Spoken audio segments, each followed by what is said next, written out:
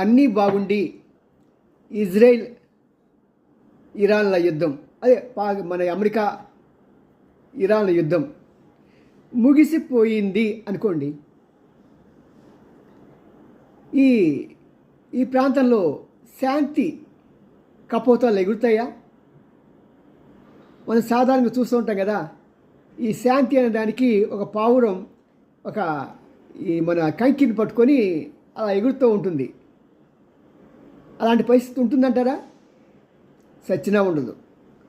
కారణం ఏంటంటే ఈ సున్నీలు అంటే ముస్లింలు రెండు తెగలు ఉన్నాయి ముఖ్యంగా. ఒకటి సున్నీ, రెండు షియా. ఈ షియా వాళ్ళంతా కూడా ఏంటంటే కన్వర్ట్స్. అంటే ఇదివరకు పర్షియా దేశం అంటే పార్సీ దేశకులు ఉండేవాళ్ళు. మన జంషెడ్జీ తాత వీళ్ళంతా అలాంటి వాళ్ళు అన్నమాట. చాలా తెలివైన వాళ్ళు. వాళ్ళు పట్టుదల కానీ ఏదైనా సరే చాలా గొప్పగా ఉంటుంది. వాళ్ళు అలెగ్జాండర్ ది గ్రేట్ అనేవాడిని జయించలేకపోయాడు, ఓడించేశారు. మన కొన్ని సందర్భాల్లో ఇంగ్లాండ్, కొన్ని సందర్భాల్లో మనకి కెనడా, ఇలాంటివన్నీ కూడా ఈ మిగతా దేశాలన్నీ కూడా ఆసియా దేశాలన్నింటి మీద వచ్చి వాళ్ళు రాజ్యాన్ని స్థాపించగలిగారు. దోచుకు వెళ్ళిపోయారు, ప్రజల్ని అనగొట్టేశారు. వాళ్ళకి అనువుగా ఉండేటువంటి ఈ గుమస్తాగిరి మనస్తత్వాన్ని మెయింటైన్ చేశారు. అందుకని మనకి ఇప్పుడు చాలామంది అంటూ ఉంటారు, అప్పుడు బ్రిటిష్ వారు వేయబట్టే ఈ రైలు బాగా జరుగుతున్నాయో. ఆహా, ఎవరికోసం వేసాడు రైలు?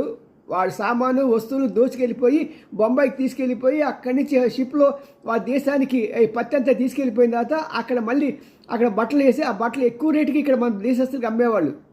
ఇది వాళ్ళ జ్ఞాపకం ఉండదు.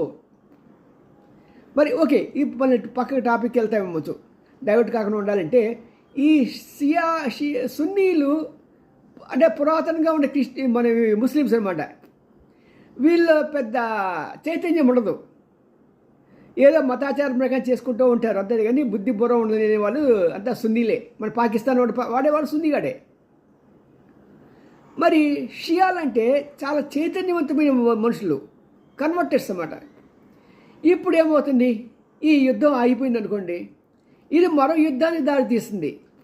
కారణం ఏంటంటే ఈ షియా సున్నీల యుద్ధం మనకి ఒక పెద్ద యుద్ధంగా మారుతుంది, మత యుద్ధంగా, క్రూసైడ్గా.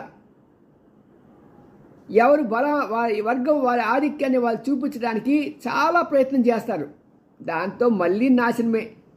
ఎక్కడుంది దేశం, ఎక్కడుంది శాంతి?